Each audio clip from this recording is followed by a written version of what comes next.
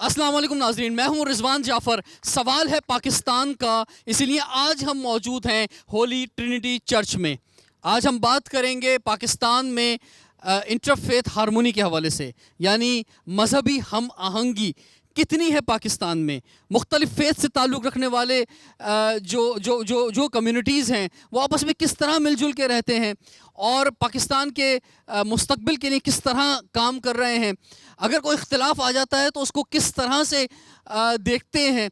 क्या कोई ऐसी बॉडी मौजूद है, क्या कोई ऐसी जगह मौजूद है कि जहाँ सब बैठकर जो है उसको हल कर सकें।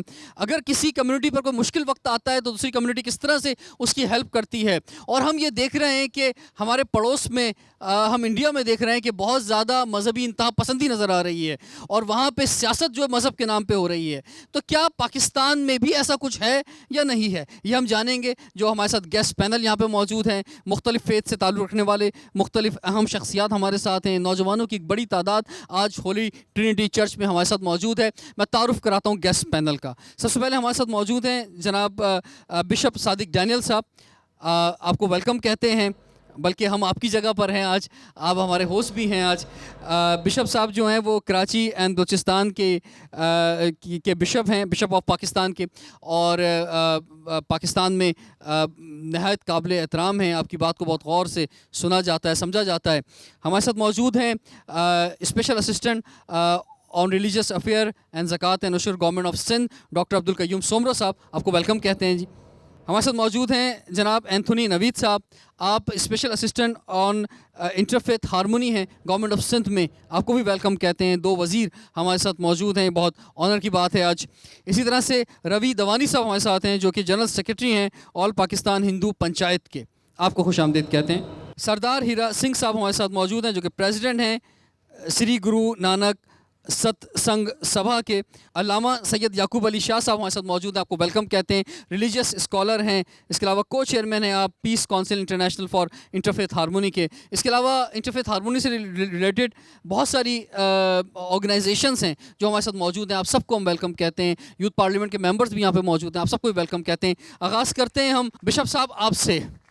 आप समझते हैं कि पाकिस्तान में कोई मसला नहीं है किसी भी कम्युनिटी के साथ, मुख्तलिफ मज़ाहिब के लोग पाकिस्तान में रहते हैं, कोई इशू नहीं है और सब आपस में मिलजुल कर मोहब्बत के साथ रहते हैं। जहाँ तक मसाइल की बात है, जहाँ चार लोग रहते हैं इख्तलाफात तो होते हैं, लेकिन मैं समझता हूँ कि ख़ास तौर पर सिंध और बलूचिस्तान में मैं अपने सारे दोस्तों का, उलमा का शुक्रगुज़ार हूँ कि हमने मिलकर इन दो सूबों में, खुदा का शुक्र है, बिल्कुल अमन और सलामती से लोग रहते हैं। और यकीनन जब भी कोई प्रॉब्लम होती है हम सब इकट्ठे होते हैं और हर चीज़ को मिलकर सॉर्ट आउट करते हैं और यकीनन हमारी दोस्ती, हमारी ताल्लुकात बढ़ते हैं। और जैसा याकूब अली शाह साहब ने बात की कि इंटरफेथ हारमोनी का जो हमने फोरम बनाया है, मुझे सारे दोस्तों ने रिक्वेस्ट की मैं इसका चीफ पैटर्न बनूं, तो जब सब की तरफ से हुआ तो मैंने इसको कबूल किया।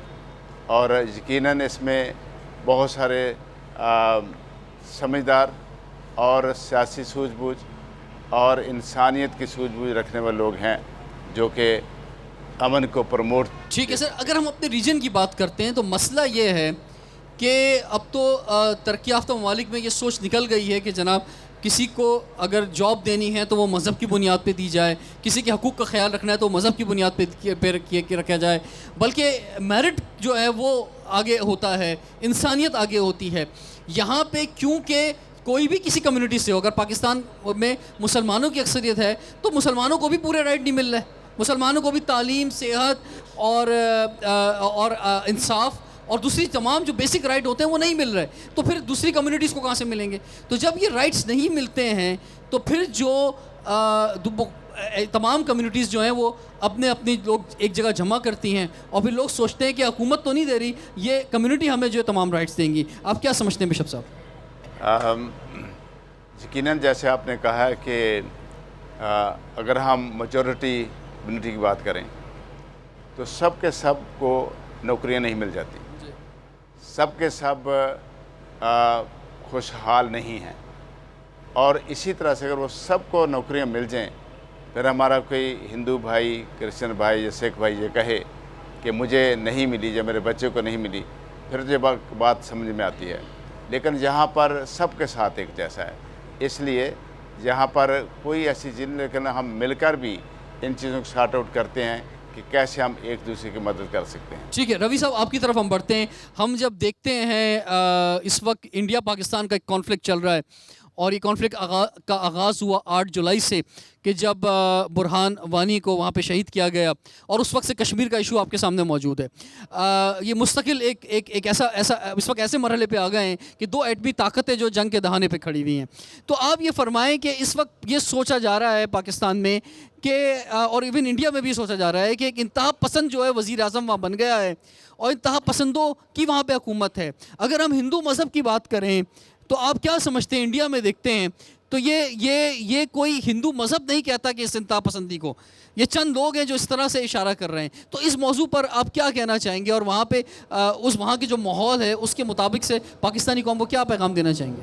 मेरे ख्याल में इस वक्त सबसे ज़्यादा ज़रूरत है इंटरफेस और हारमोनी की, जबकि जिस वक्त जो हालात नज़र आ रहे हैं, जो इंडिया और पाकिस्तान की जो आपने जैसे बात की थी, देखिए पहले एक चीज़ तो मैं क्लियर कर लूँगी कि जो पाकिस्तान में हिंदू रह रहे हैं वो पाकिस्तानी हिंदू है, उनका इंडिया के साथ कोई ताल्लुक़ नहीं। जब 1947 में जिसको इंडिया जाना था वो इंडिया चला गया, और जो यहाँ रह गए उन्होंने बी पाकिस्तानी का नारा लगा के वो पाकिस्तान में रहे, और हम पाकिस्तानी हैं। तो इसकी सबसे पहली तो मुझे ये क्लियरिफिकेशन अच्छा, और मैं आपकी बहुत कदर इसलिए हम करते हैं क्योंकि आपके पास चॉइस मौजूद थी जी कि आप जो हिंदुस्तान जा सकते थे, लेकिन उन्होंने उस चॉइस को कबूल नहीं किया, बल्कि आप जो हैं पाकिस्तान में रहे, हमारे सिख भाई जो है पाकिस्तान में रहे, क्रिश्चियन भाई पाकिस्तान में रहे। तो ये एक बहुत ही ज़बरदस्त बात है कि आपने पाकिस्तान को अपना मुल्क जाना, और पाकिस्तान के साथ वफादारी आज तक निभा रहे हैं। हमने अपना मुल्क पाकिस्तान जाना नहीं, हमने बाकायदे आपको अपना लहू दिया है, अपना जिन्हें कारोबार में आपको पता है कि पूरी पाकिस्तान में हिंदू कम्युनिटी सबसे ज़्यादा कारोबारी कम्युनिटी, और सबसे ज़्यादा हमने अपना हिस्सा डाला है बीइंग का कारोबार के हवाले से।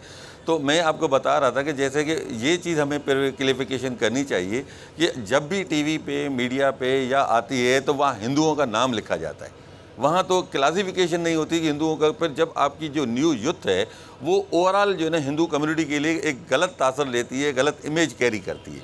तो आज जब आपको एक आज टीवी के मौका मिला है तो इस चीज़ को हम क्लियर करते हुए आगे चलते हैं। और दूसरा देखिए ना, हर जगह पे मतलब प्रॉब्लम होते हैं, हर जगह पे होता है। हमें पाकिस्तान में रह के पाकिस्तान की खुशहाली के लिए हम अभी भी जंग लड़ रहे हैं। हम आपको ये गारंटी देंगे, पहले महाज पे हम खड़े होंगे, आप हमें मौका देंगे, आपसे आगे जिसके वो हम आगे खड़े होंगे। पसंदी है जिसका मैंने आपको इशारा दिया, मोदी की इंतहा पसंदी, जिससे पूरे हिंदू मजहब का इमेज ख़राब हो रहा है कि जनाब शायद हिंदू ऐसे ही होते हैं जैसा मोदी है, उस पर आप क्या कहना चाहेंगे? देखिए, मोदी उन चंद शरपसंद अनासर लोगों में से है जो मतलब किसी का भी इमेज, किसी भी मज़हब में ऐसे लोग मौजूद होते हैं। अगर खुदा ना खास्ता अगर कहीं पे कोई और गलत धमाके हो रहे हैं, कुछ हो रहे हैं, तो इसका मतलब ये नहीं कि इस्लाम का तासर गलत जा रहा है। वो चंद पसंद अनासर को हमने फोकस कर रहे हैं कि ये अनासर गलत है। मोदी इटसेल्फ एक, जब आप देखें, वो बेसिकली जो मेंबर है वो हिटलर का जो है, जो मसोलिनी की जो तहरीक थी उसका मेंबर रहा है शुरू से, जो उन्होंने बनाई थी तहरीक, वो आज तक उसी का, उसका मेन मोटो यही है कि हम अपना फंडामेंटलिज्म को जो है प्रमोट करें। और इस तरह के चंद पसंद अनासर देखिए, इंडिया में आज जो है कोई भी खुशहाल नहीं है। अगर आप देखेंगे कि उसकी वजह से क्या वहाँ इंडिया के हिंदू खुश हैं, वो भी खुश नहीं है। वहाँ पे लोकल उसको इतनी वहाँ पे कंट्रोवर्शियल चीज़ें या लोकल ही उनको इतना ब्लेम किया जाता है कि आपने जो है पूरे पाकिस्तान इंडिया को उन्होंने डिस्ट्रीब्यूट कर दिया है। जो चंद पसंद जो अनासर थे, इन 4, 5 या 10, 15, 20 लोगों को उन्होंने मिलके उन्होंने पूरे एक इंडिया का जो है चेहरा मसक कर दिया। टाइम एक ब्रेक का हो गया है, ब्रेक के बाद कंटिन्यू करते हैं। सवाल है पाकिस्तान का। Welcome back. सवाल है पाकिस्तान का, इसीलिए आज हम हैं होली ट्रिनिटी चर्च में। अब बात करना चाहेंगे सरदार हीरत सिंह साहब आपसे। सरदार साहब, पाकिस्तान का में बताएं पहले कि सिखों का क्या हाल है, उसके बाद मैं आगे बढ़ूंगा आपके। Thank you very much. असल में पाकिस्तान का नाम जब हम सुनते हैं, यहाँ जितने भी सिख सारी दुनिया में हैं, हम तो यहाँ के ही हैं, अपने ही धरती के बच्चे हैं उसके हम। लेकिन सिख जो जहाँ भी होगा पूरी दुनिया में, उसके लिए पाकिस्तान ऐसा है जैसे रिजवान जाफ़र के लिए मदीना है। क्यों? बहुत खूबसूरत बात की क्योंकि यहाँ पे मेरे मुर्शिद, मेरे गुरु, मेरे पैगंबर बाबा गुरु नानक यहाँ पैदा हुए नानकाना साहब में। मेरे चौथे गुरु रामदास साहब चूना मंडी लाहौर में पैदा हुए। मेरे पांचवें गुरु का शहीदी स्थान लाहौर में गुरु अर्जन देव का। हमारे गुरु गोबिंद सिंह के लाडले सिख भाई जोगा सिंह का स्थान पेशावर में है। नारवाल में हमारे आखिरी गुरु का जो फाइनल जो आखिरी आराम गाह है वो भी जो है वो नारवाल में, वो भी पाकिस्तान में। तो ये धरती तो हमारे लिए बड़ी मुक़द्दस धरती है। और हम ये जो इंटरफेथ का जो पैगाम आज हम इधर चला रहे हैं, ये मेरे गुरु ने पहले ही दे दिया था। उसकी मिसाल मैं आपको दूंगा कि हमारे गुरु नानक के साथ एक भाई बाला था जो हिंदू था और एक भाई मर्दाना था जो मुसलमान था। ये तीनों इकट्ठे होके अल्लाह की वदानत का प्रचार करने निकलते थे। और उसके अलावा आप इस चीज़ को हैरत से देखेंगे कि दुनिया के तमाम मज़हब, कुरान शरीफ, तौरेत, इंजील, ज़बूर या गीता, रामायण, वेद, यजुर्वेद, अथर्ववेद, सामवेद, ऋग्वेद, जितने भी जो है इलाही जो आसमानी किताबें हैं, उनमें कहीं भी कोई एक ही मज़हब की नुमाइंदगी है। लेकिन हमारे श्री गुरु ग्रंथ साहब जो हमारा गुरु है, जो मुक़द्दस सिखों का किताब, जिसको आप किताब बोले, मेरे लिए तो अलाइव गुरु है, उसका हुक्म मेरे लिए है। उसी में सिख गुरुओं की भी गुरबानी है शामिल। बाबा फरीद गंज शगर जो मुसलमान थे उसकी भी बानी है। रविदास जो एक हिंदू था उसकी भी बानी है। और तमाम मज़ाहिब को इकट्ठे लेके जो है ना इंटरफेथ हारमोनी के तौर पर बाबा गुरु नानक को हमारा सिख धर्म इकट्ठे लेके चला है। ठीक है, बहुत खूबसूरत आपने बात की, नो इसमें कोई शक नहीं है। अब सर मुझे एक बात फरमाएं कि जब हम दुनिया में मुख्तलिफ़ मुल्कों में जाते हैं और वहाँ पे जब अपनी सिख कम्युनिटी से मिलते हैं, चाहे यूरोप जाएं, अमेरिका में या किसी दुनिया में कहीं पर भी, तो मुझे महसूस होता है कि बहुत नाराज़ लगते हैं, ख़ास तौर पे हिंदुस्तान में रहते हुए उनके राइट्स के हवाले से। और ख़ास तौर पे हमने देखा कि अभी जब ये एक पाक भारत एक कॉन्फ्लिक्ट सामने आया तो पंजाब में जो सिखों के गांव थे तकरीबन 10-15 किलोमीटर तक वो खाली करा दिए गए। तो आप क्या समझते हैं कि ये तशवीश पाई जाती है सिखों में कि उनके राइट्स का ख्याल नहीं किया जा रहा इंडिया में या पाकिस्तान में? तो ये इस तरह की वो सूरत हाल है या नहीं? असल में सर जो है ना, सिख जो है ना, उसको बाबा गुरु नानक ने जो पैगाम दिया है वो अमन का पैगाम दिया है, सलामती का पैगाम दिया है। जैसे नबी पाक सल्लल्लाहु अलैहि वसल्लम अस्सलाम वालेकुम, आपके ऊपर सलामती हो, इसी तरीके से बाबा गुरु नानक ने भी ये कहा है कि वेद कतेब कहो मत झूठे, झूठा जो न बिचारे। जितने भी आसमान किताबें उनको झूठा न कहो, गलत न कहो। जो वो झूठा है जो उस पर एनालिसिस नहीं करता, उससे जो है ना वो तो ठीक है, लेकिन जो खुशबू नहीं लेता। असल में लेकिन असल में बात यहीं से मैं शुरू करता हूँ कि ये हमारे अकाल तख्त श्री अमृतसर साहब पे जब से हमला हुआ, ये तीसरा बड़ा हमला है। उससे पहले अब्दालियों ने भी जो है ना हमारे ऊपर अटैक किया था, जो है ना, और भी जो हमले आवर थे। सिख हमेशा डिफेंस में रहा है, कभी ऑफेंस उसने किया ही नहीं। तो सिख इसलिए नाराज़ हैं, उनकी मुक़द्दस, उनके गुरुओं को आस्थान मुक़द्दस हमारा अकाल तख्त, उसके ऊपर इंदिरा गांधी ने जब तोपें चलाई और बम चलाए और हमारे जनरल सिंह भिंडरानवाला और 40,000 सिखों का कत्लेआम किया उसने, तो ये भारत में हुआ। फिर उसके अलावा मोदी ने आपको बताया अहमदाबाद में कितने मुसलमानों का कत्लेआम कराया। कभी लखनऊ में झगड़ा होता है, कभी अहमदाबाद में होता है। तो वहाँ पे शरपसंदी ज़्यादा है। हमारे पाकिस्तान में आप देखें पुरअमन है, हम कहीं भी कोई जो है ना, आपको गुरुद्वारे में जाएंगे तो कोई पुरसुकून है, हिंदुओं के इतने मंदिर हैं, पुरसुकून है। और जब आप हमें मिलते हैं या कोई भी हमें सिख बिरादरी से मिलता है, हम आपकी माशाल्लाह जो आप सामने से आप जो यानी आपको हम जिस तरह से देखते हैं जसोलिया के अंदर, तो हम ज़्यादा एहतराम करते हैं, हम बहुत एहतराम से मिलते हैं आपसे। अल्लामा याकूब अली शाह साहब, बात यह है कि पाकिस्तान अल्हम्दुलिल्लाह इस्लामिक रिपब्लिक ऑफ पाकिस्तान है, और यहाँ पे क्योंकि अक्सरियत मुसलमानों की है, जो प्रैक्टिकली तौर पे हमें नज़र आना चाहिए, हम आहंगी नज़र आनी चाहिए मुख्तलिफ़ फ़ेथ के दरमियान भी। और मुसलमानों की बात की जाए तो मुसलमानों में मुख्तलिफ़ जो फ़िक़्ह और मसालिक मौजूद हैं उनके अंदर भी। तो वो कैसे मुमकिन है कि वैसे तो अल्लाह अल्हम्दुलिल्लाह अगर हम मवाजना करते हैं भारत से मवाजना करते हैं तो पाकिस्तान के हालात बहुत बेहतर है, लेकिन हम चाहते हैं कि और बेहतर हो और पाकिस्तान का इमेज जो कहीं कहीं इंतहा पसंदी की तरफ भी जाता है कि पाकिस्तान में इंतहा पसंदी है, दहशत गर्दी है, उससे वो इमेज जो है हमारा हट जाए। देखिए, बैनुल मुस्लिमीन इत्तेहाद की मैं तो नहीं समझता कि इस पर सोचा भी जाए, इसलिए कि कुरान पाक में जब एक कलमा गो आपका भाई है, इन्नमल मोमिनून इख्वा फास्लिहू बैन अखवैकुम, आप या उलमा हज़रात भी यहाँ तशरीफ़ फरमा है, सबको पता है कि जब एक आयत आ गई कि तुम सब भाई भाई हो, बनी आदम के मुताबिक तो हम सब भाई भाई हो गए, या बनी आदम कि एक आदम एक नफ्स वाहिद से अल्लाह ताला ने हम सबको पैदा किया है, लेकिन यहाँ तो ये हुक्म हो रहा है कि तुम सब मोमिन सारे भाई भाई हैं। अगर कोई मामला गड़बड़ हो जाए, कोई आपस में तनाज़ा हो जाए तो आप आपस में एक दूसरे की सुलह कराएं और आपस में मिलकर बैठें। अब उसके बावजूद अगर आप इसको नहीं मानते और अपनी ईगो, अपनी अना की वजह से, तो दिस इज़ नॉट द इस्लाम। आप इस्लाम को ब्लेम नहीं कर सकते। हुज़ूर सल्लल्लाहु अलैहि वसल्लम का पूरा उसवा आपके सामने है कि आप सल्लल्लाहु अलैहि वसल्लम के ज़माने में ना उस ज़माने में कोई फ़िरका होता था, ना कोई आप और मसाजिद अलग होती थी, और आज भी आपके पास एक सिंबल मौजूद है। खाना काबा में शिया, सुन्नी, देवबंदी, बरेलवी सब वहीं पर एक साथ नमाज अदा करते हैं। Why not Pakistan? इंडिया और पाकिस्तान में ये मसला है। बाकी पूरी दुनिया में मिंबर का जो भी तक़द्दुस है, मेहराब का, वो मुक़द्दस है वहाँ पे और गवर्नमेंट उसको कंट्रोल करती है और गवर्नमेंट के तहत होता है। ख्यालात का। और आज हमारे साथ दो मिनिस्टर्स भी मौजूद हैं, सूबा सिंध के रिलीजियस अफेयर्स के भी और इंटरफेथ हारमोनी के भी। इनसे हम पूछेंगे ब्रेक के बाद कि हुकूमत इस सिलसिले में क्या कुछ कर रही है। ब्रेक के बाद मुलाकात करते हैं। सवाल है पाकिस्तान का। Welcome back. सवाल है पाकिस्तान का, इसीलिए आज हम मौजूद हैं होली ट्रिनिटी चर्च में। एंथोनी साहब मौजूद हैं, एंथोनी नवेद साहब। सर क्या कहेंगे, सूबा सिंध की हुकूमत क्या कुछ कर रही है इस सिलसिले में?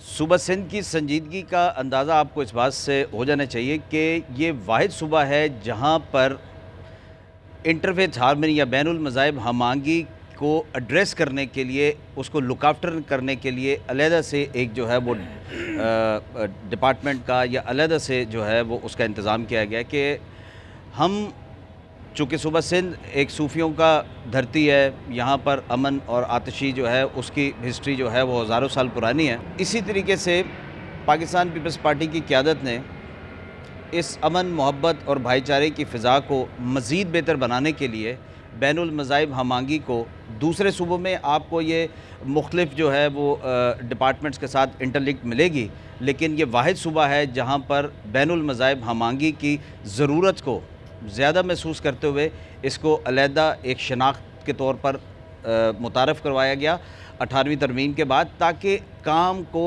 और अच्छे तरीके से, बैनुल मज़ाहिब हमांगी को और अच्छे तरीके से हम अपने माशरे में जो है वो परवान चढ़ा सकें। जब मुश्किल हालात आते हैं एंथोनी साहब, जैसे कि हमने देखा कि हमने क्रिश्चियन कम्युनिटी के साथ कहीं कोई ज़्यादती हुई, या हिंदू बरदरी के साथ जो है पाकिस्तान भर में कहीं कोई ज़्यादती हो रही है, या उनकी कम्युनिटी के अंदर या उनके इलाके के अंदर कोई ऐसा वाक़या हो गया है, और बाकी मज़ाहिब का रोल क्या है?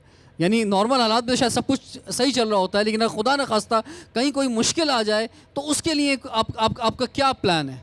देखिए, बुनियादी बात तो ये है कि हमारी कोशिश और हमारी लीडरशिप का विज़न यही है कि हम माशरे में बसने वाली तमाम इकाइयों को इतना करीब कर दें कि हम उन गलत फहमियों का शिकार ही ना हो सके, जिससे हम जो है एक किसी मसला ना आए, पहले से रोका जाए, ना आ सके कि जिसके लिए हमें तो उसको पहले से रोका जाए। बिल्कुल बिल्कुल ऐसे ही। बिल्कुल, ये बहुत अच्छी बात की आपने। डॉक्टर कय्यूम सुमरो साहब, आपकी तरफ मैं बढ़ता हूँ। फरमाइए जनाब, क्या कहते हैं, कामयाब रहे हैं आपकी मिनिस्ट्री या नाकाम रही है? ख़ासतौर पर सूबा सिंध की अगर बात की जाए, तवील अरसे से वफाक में भी, सूबों में भी रिलीजियस अफेयर मिनिस्ट्री मौजूद है। आप अच्छी तरह से जानते हैं कि पिछले 1-1.5 साल के अंदर सिंध के अंदर खुसूसी तौर पे सिंध मिनिस्ट्री की तरफ से, पाकिस्तान पीपल्स पार्टी की तरफ से जो कोशिशें की गई हैं, वो कायद आज़म मोहम्मद अली जिन्नाह की उस विजन और कायद जनाब जुल्फ़िकार अली भुट्टो या मोहतरमा बेनज़ीर भुट्टो शहीद साहिबा के उस विजन के साथ साथ के तमाम तर मज़ाहिब में रहने वाले लोग, वो पाकिस्तानी हैं, वो मुहब वतन है, वो पाकिस्तान से मोहब्बत करते हैं और पाकिस्तान के सच्चे और ट्रू शहरी हैं जिस तरह हम हैं। तो यहाँ पे तो सब हम इक्वल हैं, और अल्लाह ताला ने भी ये कहा है कि मैं अल्हम्दुलिल्लाह रब्बिल आलमीन, मैं पूरी कायनात का जो है खालिक को, पूरी कायनात का, पूरी आलम, पूरी दुनिया का। और इसी तरह रसूलुल्लाह सल्लल्लाहु अलैहि वसल्लम का भी यही मैसेज है कि रहमतुल्लाह अलल आलमीन, पूरी दुनिया के लिए, वमा अरसलनाका इल्ला रहमतुल आलमीन, दुनिया के लिए मैं रहमत बन के आया। तो इस हवाले से तो सिंध गवर्नमेंट की पाकिस्तान के अंदर सिंध मिनिस्ट्री की पिछले 1.5 साल से जो कारकर्दगी रही है वो आपके बिल्कुल सामने है।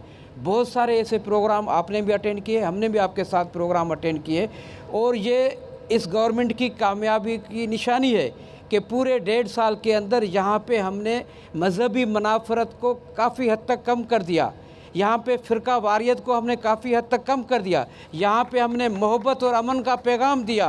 और पिछले 1.5 साल से मैं नहीं समझ रहा हूँ कि सिंध में या खुसूसन कराची के अंदर कोई भी ऐसा इंसिडेंट हुआ जिसका बुनियादी तजाद जो है मज़हब के हवाले से हो या किसी फैक्ट से हो।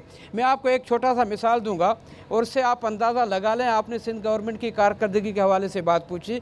2-2.5 महीने पहले सिंध के अंदर डहर की डिस्ट्रिक्ट में एक शहर है रेहड़ की, वहाँ पे एक इंसिडेंट हुआ था, ये मेरा भाई इसको सेकंड कर सकता है। और उसके बाद वहाँ पे इतना इश्तियाल था, इतने हालात ख़राब थे कि बईद था, हालात इस हद तक जा रहे थे कि ये मामला पूरे सिंध के अंदर स्प्रेड आउट हो जाता। लेकिन उस वक़्त भी मेरे पास ज़िम्मेदारी थी, हम रातों रात वहाँ पहुँचे और पूरी रात मैंने वहाँ ख़ुद गुजारी तमाम तर मुसलमान तबकों से या हिंदू बिरादरी से। मैं वहाँ उनके धर्मशाला में गया, मैं वहाँ उनके जो है इबादत गाह जो है वहाँ पे गया, उनके जो है लीडर हैं उनसे मेरी मुलाकात हुई और वहाँ रात हमने गुजार करके अगले दिन सुबह जो हमने इक़दाम उठाया वो पूरी डहरकी में, घोटकी में अमन रैली हमने निकाली, और जिसके नतीजे में ये हुआ कि वो इश्तियाल जो है वहाँ पे ख़त्म हुआ और उसको आगे बढ़ने का मौका नहीं दिएगा, वरना ये हो सकता था कि ये मामला और ज़्यादा बढ़ जाते। तो इसी तरह से यहाँ पे हिंदू बिरादरी हो, चाहे हमारे सिख बिरादरी हो, चाहे हमारे ईसाई क्रिश्चियन बिरादरी हो, हमने तमाम तर मज़ाहब के हवाले से दिल में भी एहतराम है और प्रैक्टिकली तौर पे अमलन हमने करके दिया है। इसके बरक्स हिंदुस्तान में क्या होता है, वहाँ पे अगर कोई भी इंसिडेंट होता है तो पहली फुर्सत में वहाँ की अक़लियत पे अटैक होना शुरू हो जाते हैं, चाहे वो बाबरी मस्जिद आपके सामने है, चाहे इसके अलावा जैसे मेरे भाई ने कहा कि वहाँ पे गोल्डन टेम्पल पे हमला किया गया।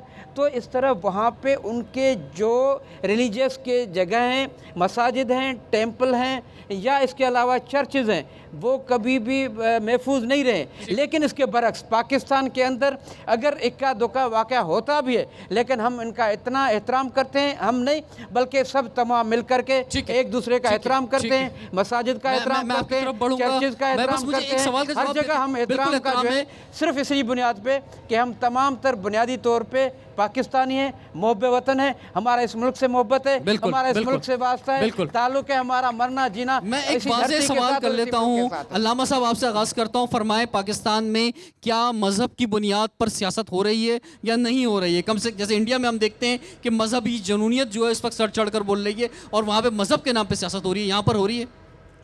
मेरे ख़्याल में इट्स वेरी क्लियर, बिल्कुल सामने नज़र आता है कि मज़हब की बुनियाद पे लड़वाया जाता है और मज़हब की बुनियाद पे भी बहुत सारे जो फ़िरक़े हैं, अगर चाहे हुकूमत तो इसके पास पावर है, ये रोक सकती है, कोई नफ़रत नहीं हो सकती। जब अभी हमने देखा कराची में, आप देख लीजिए कैसी कत्ल व गारतगरी हो रही थी, लेकिन जब हुकूमत ने स्टैंड लिया और अल्हम्दुलिल्लाह आज अमन ही अमन है। इसी तरीके से अगर मुसलमानों के दरमियान कोई नफ़रत वाली बात होती है, जैसे हमारे डॉक्टर साहब मेहनत कर रहे हैं, अल्लाह ताला इनको अजर अता फ़रमाए, इसी तरीके से अगर ये कोशिश करें तो आप यकीन जानिए ये सियासत का अंसर निकाल दें इसमें से और सिर्फ मज़हब को मज़हब रहने दें और किसी भी मसलियत से काम मत लें। अल्लाह का नाम, रसूल का नाम लेके कोई अगर बेईमानी करता है, आज आप देखिए एक छोटी सी मिसाल मैं आपको दूं कि करप्शन पिछले दफ़ा दौर में करप्शन हुई थी हज में, तो आज वो जिसने करप्शन की थी वो अंदर हैं वो साहब, तो उसकी वजह से लोग अब जो हाजी वापस आ रहे हैं, अब उनसे पूछिए कि उनको गवर्नमेंट ने इतनी सहूलतें दी हैं कि वो खुश आ रहे हैं और जो प्राइवेट लोग हैं उनसे ज़्यादा उनको फ़ायदा पहुँचा है। सर आपसे बात करना चाहूँगा मैं, आप थोड़ा सा सर मैं चाहूँगा कि लोग भी आपको देखें, आप भाई वेलकम कह दें पहले तो जी। फरमाइए सर कि मज़हबी हम आहंगी पाकिस्तान में मौजूद है और अगर कहीं कुछ कमी है तो कैसे उसको पूरा किया जा सकता है? इत्तेफाक से मैं ऐसे मोहल्ले में रहता हूँ जहाँ दुनिया के तमाम मज़ाहिब के लोग रहते हैं, हिंदू भी, सिख भी, पारसी भी, ईसाई भी, मुसलमान भी। और पाकिस्तान के अंदर अल्हम्दुलिल्लाह मैं ये कहूँगा कि अक़लियत अक्सरियत से ज़्यादा महफूज नज़र आती है। बहुत खूबसूरत आपने बात की। इसके मुकाबले पर हिंदुस्तान में अक़लियत गैर महफूज है, वहाँ तो अक्सरियत भी महफूज नहीं है। आए दिन जो कुछ हो रहा है वो अखबारात में हम पढ़ते हैं। लेकिन मैं आखिरी बात ये कहूँगा कि आपका जो सवाल था ना, क्या हम आहंगी पाकिस्तान में मौजूद है, मजहबी हम आहंगी, ये सवाल था। शुक्र है, बहुत मजहबी हम आहंगी है और रहेगी, इसलिए कि हम अल्लाह से डरते हैं। अल्लाह से डरने वाले जो है ना कभी गलत काम नहीं करते। बहुत शुक्रिया, तशरीफ रखें। टाइम इस वक्त एक ब्रेक का हुआ है, ब्रेक के बाद हाजिर होते हैं। सवाल है पाकिस्तान का। Welcome back. सवाल है पाकिस्तान का, इसलिए आज हम मौजूद हैं होली ट्रिनिटी चर्च में और आज बात हो रही है इंटरफेथ हारमोनी पर।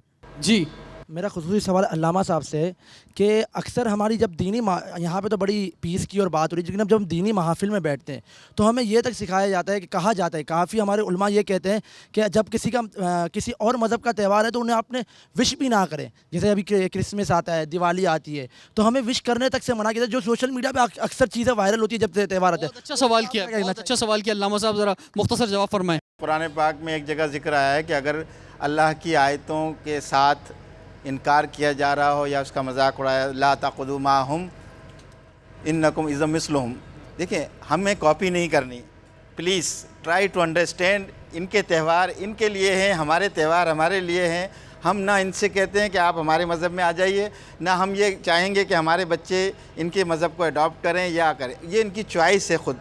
इसलिए कुरान पाक में तो वाज़े तौर पे देखें आप, फिर तो हम बैठ भी नहीं सकते एक साथ। ठीक, बिल्कुल। और आपने जो नौजवान आपने बात की, यहाँ पर दानियाल यहाँ पे मौजूद थे कि ये नफ़रत का जो पैगाम दिया जाता है ये पैगाम दुरुस्त नहीं है। आज के प्रोग्राम के ज़रिए हम ये पैगाम लेके जाएंगे कि क्रिसमस के मौके पर, और ये होता भी है पाकिस्तान के अंदर, कि मुसलमान जो हैं वो चर्च में केक लेके जाते हैं, मिठाइयाँ लेके जाते हैं, और हिंदू कम्युनिटी से, सिख कम्युनिटी से, क्रिश्चियन से जो हैं वो ईद के मौके पर मिठाई जो है वो लेके आई जाती है। तो सर ये त्यौहारों का ज़रा फरमाएं बिशप साहब। यकीनन जब हम कहते हैं कि हर मज़हब का एहतराम करना चाहिए, तो ये एक ख़ास मौका होता है जब हम अपनी मोहब्बत का इजहार करते हैं।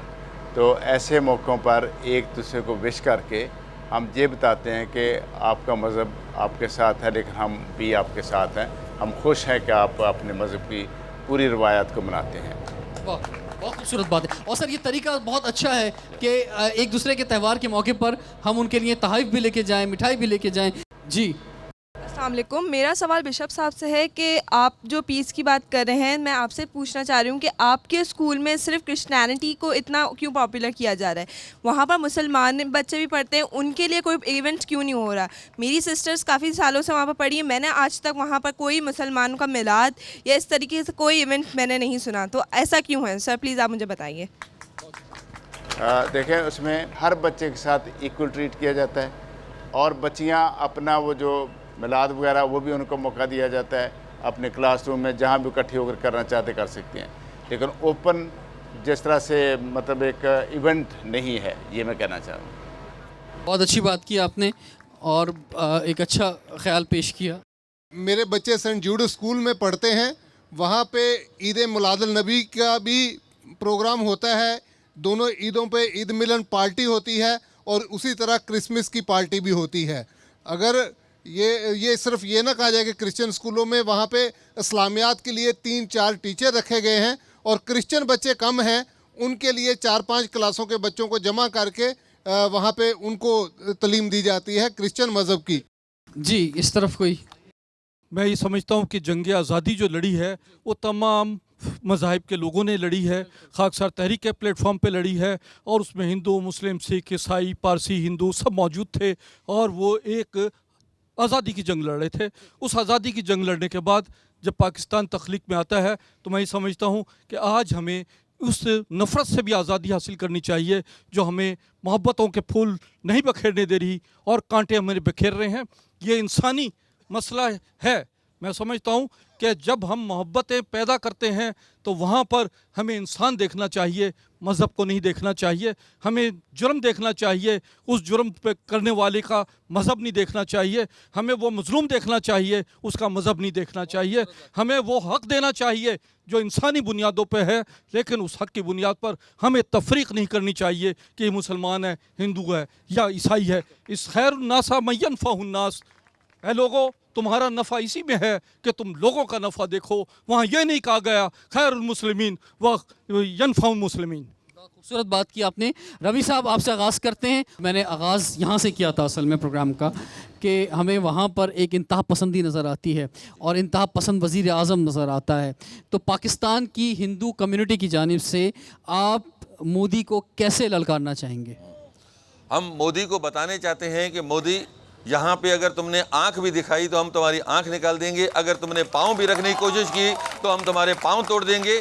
हम हिंदू जो लोग मौजूद हैं, आपके पहले हमारा सीना होगा, फिर बाद में खुदा। हम पाकिस्तान आर्मी के साथ शाना बशाना लड़ाई करेंगे और हम मौका देंगे और सबको कि जना हमारे साथ आ जाएं। और मैं पूरी हिंदू कम्युनिटी की तरफ से आपको ये पूरी यकीन दहानी कराता हूँ कि आज भी हम पहले जो है पाकिस्तानी हैं, बाद में किसी मज़हब में ताल्लुक़ रखते हैं, कोई भी हो, पहले पाकिस्तानी बाद में उसका। और उसमें एक बात का मैं इजाफा कर दूं कि पाकिस्तान में हर प्लेटफॉर्म पे और ज़्यादातर मीडिया में भी, अगर हम इंडिया के मीडिया से मवाजना करें तो आज अमन की बात की जा रही है, लेकिन हम इंडिया को ये कहना चाहेंगे कि हमारी अमन की बात को हमारी कमज़ोरी ना समझा जाए। अगर हम पे मुसल्लत की गई जारियत, तो उसका चाहे वो हिंदू हो, चाहे सिख हो, चाहे क्रिश्चियन हो, चाहे मुसलमान हो, चाहे पारसी हो, सब उसका भरपूर अंदाज में उस जारियत का मुकाबला करेंगे। बिल्कुल जी एंथोनी साहब, आखिर में क्या कहना चाहेंगे? मैं आज के इस प्लेटफॉर्म का फ़ायदा उठाते हुए एक बात शेयर करना चाहूँगा, स्पेशली मीडिया का जो रोल है इस मजहबी आमांगी के फ़रोग़ के लिए या हुबुल वतनी के लिए। बहसीत एक क्रिश्चियन, ये सवाल मेरे लिए बड़ा तकलीफ़ दे होता है कि जब किसी प्रोग्राम में बैठे हुए और कोई मुझसे ये सवाल करे कि जी आप 14 अगस्त किस तरीके से मनाते हैं, या कि आप जो है बहसीत क्रिश्चियन जो है आपका रोल जो है उसको डिफ़ाइन करने की कोशिश करें। आज अगर 70 साल बाद भी मुझसे ये सवाल किया जाएगा तो मुझे अपनी हुबुल वतनी पर क्यों मशकूक किया जाता है। बिशप साहब, वेरी क्विक, हम बस एंड करने जा रहे हैं। आप पाकिस्तान में मुख्तलिफ मज़ाहिब के लोग जो पाकिस्तान में और दुनिया भर में इस वक्त आपको देख रहे हैं, उन्हें आखिर में आप क्या कहना चाहेंगे?